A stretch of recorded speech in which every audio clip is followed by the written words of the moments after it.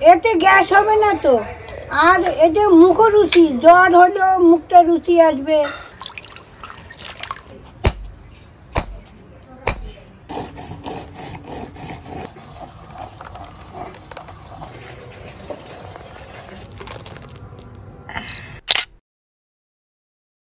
দেখুন আজকে আপনাদের জন্য কত উপকারী ফল নিয়ে আসছি জানেন। দেখুন কি কি ফল এনেছি আপনাদের দেখাই। প্রথম হচ্ছে আমলকি। আমলকি খেলে তো গ্যাস হবেই না। হ্যাঁ, তারপর আছে লেবু, তারপর আছে বিলাতি আমড়া, তারপর আছে কদবেল, তারপর আছে জলপাই, তারপর আদা। আর এনেছি সাথে একটা চালটা। দেখুন আমার বাপ ঠাকুরদার আমলে অত ডাক্তার বুদ্ধি ছিল না, তাহলে তারা এমন কি খেত যে তাদের গ্যাস অম্বল হতো না। তাই আজকে আমি করে দেখাচ্ছি।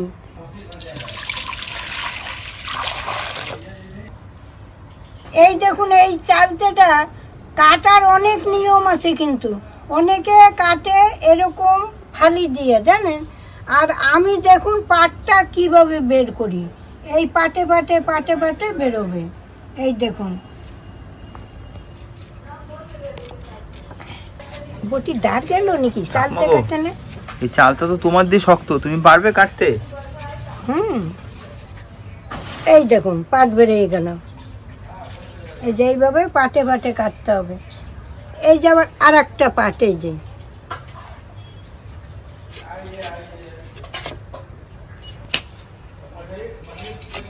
এই একটা পাট।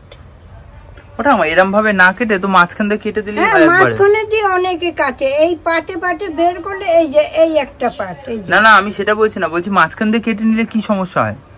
বীজটা বেরোয় যায়, হাতে লাগে, কাটতে অসুবিধা হয়। আমি একটা একটা করে কাটলে সুবিধা হয়। আর এই দেখো এই একটা পাট, এই যে এই দেখুন আমি পাটে পাটে বের করে নিয়েছি।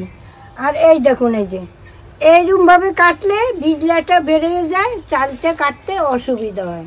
ঠাকুমার সাথে আমিও চলে এসেছি, দেখি ঠাকুমাকে হাতে হাতে কিভাবে সাহায্য করতে পারি। তো অনেক ফল নিয়েছে, আর আমাদের বাড়িতে হচ্ছে বটি মোটামুটি একটাই রয়েছে, আর বটি নেই। তো আমি দেখি চাকু নিয়ে এসেছি, একটা চাকু দিয়ে যতটা পারি ঠাকুমাকে একটু সাহায্য করব।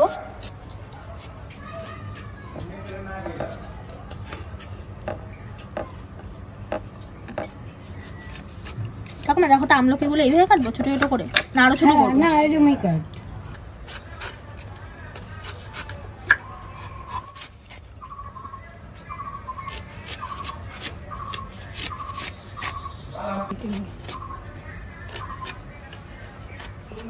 এই দেখুন চালটাগুলো আমি ছোট ছোট করে কেটে নিয়েছি। এই দেখুন জলপাইগুলো কেটে নিয়েছি, এখন জলে ভিজিয়ে দিচ্ছি।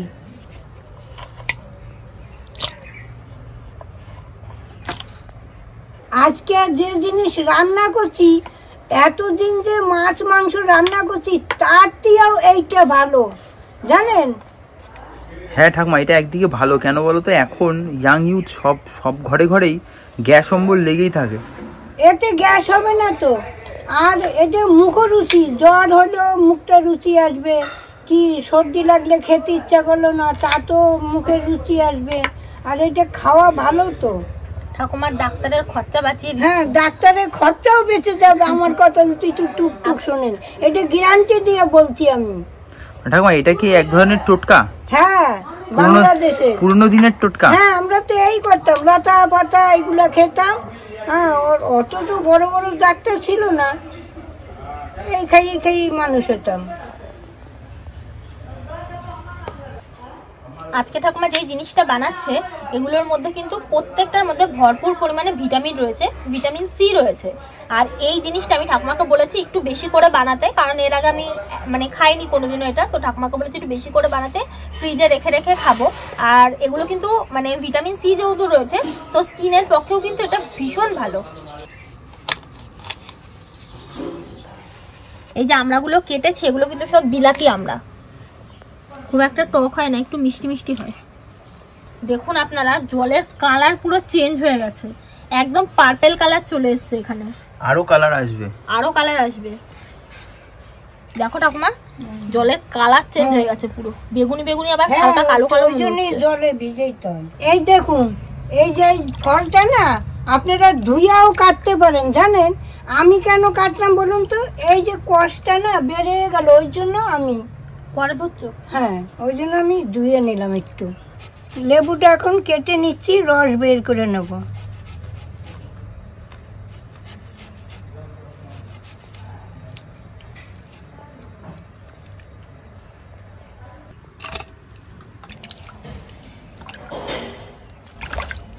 চালটা এখন আমি ধুয়ে নিচ্ছি।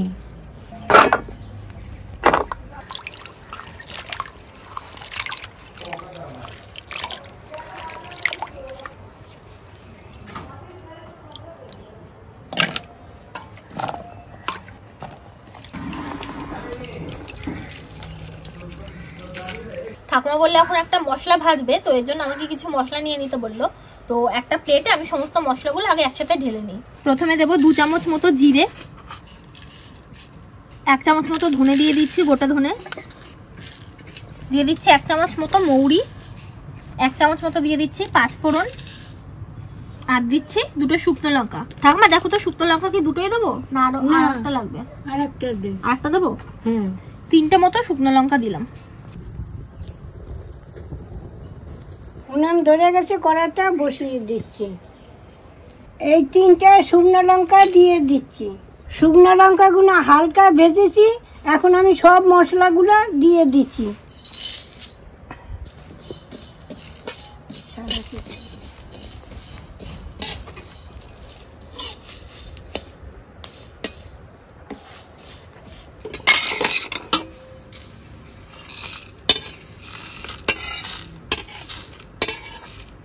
প্রেসার কুকার নিয়েছি, এবার প্রেসার কুকারের ভিতরে আমি জল দিয়ে দিচ্ছি। কদবেলটা এখন আমি ফাটিয়ে নিচ্ছি।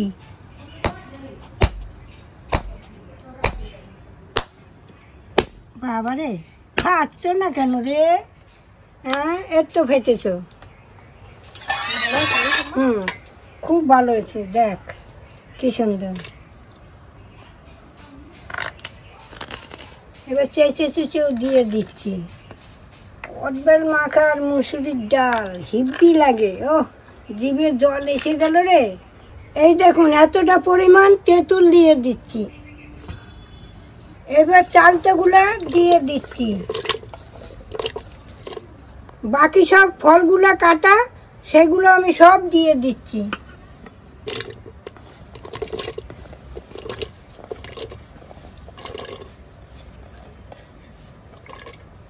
এবার আমি ঢাকনা দিয়ে আটকিয়ে দিচ্ছি।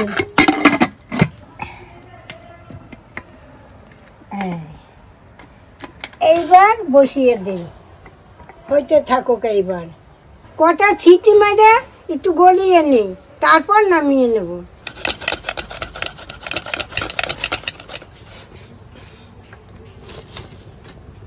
এই ভাজা মশলাগুলো এখন বেটে নিচ্ছি।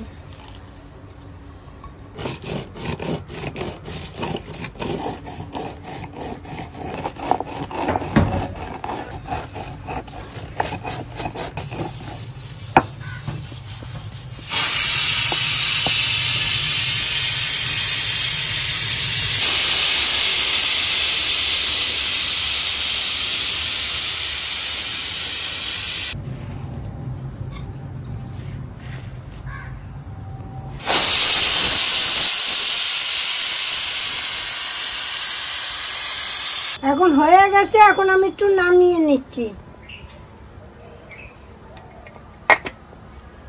ঠান্ডা হয়ে গেছে, এখন আমি একটু খুলে নিচ্ছি।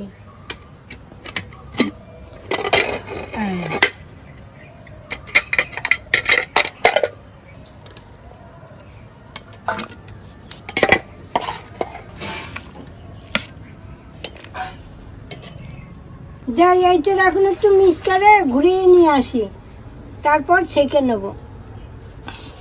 মিক্সিতে পেস্ট করা হয়ে গেছে, এইবার একটুখানি ছেঁকে নিচ্ছি। হ্যাঁ নে জল আর দিও না, দাঁড়াও।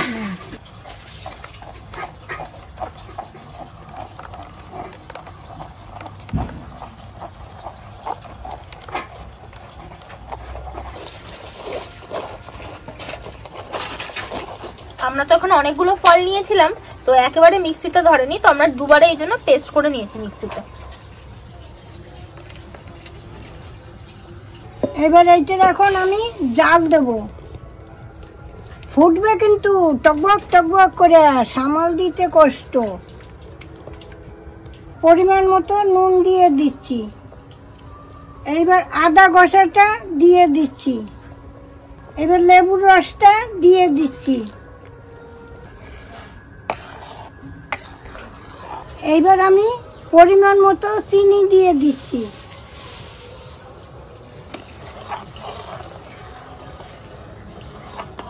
এবার অল্প একটু ভাজা মশলা দিয়ে দিচ্ছি, আবার একটু পরে দেব। এটা কিন্তু সমানে লেগেই যেতে হবে, টকবক টকবক করে ফুটে বাবা, হাতে লাগলে না হাতে চাম উঠে যাবে একদম। এই দেখুন জাল দিয়ে দিয়ে এই দেখুন শুকিয়ে ফেলেছি। এইবার ভাজা মশলা ছিল না একটু, ওটুক দিয়ে আমি নামিয়ে দেবো।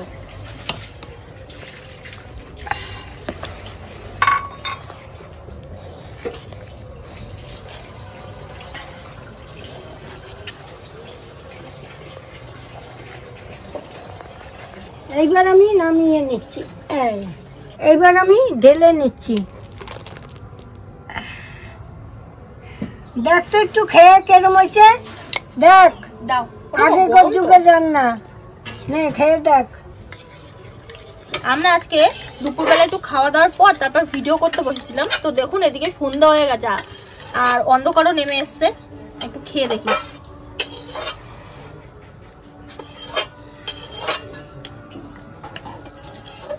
এটা কেমন টেস্ট হয়েছে বলুন তো?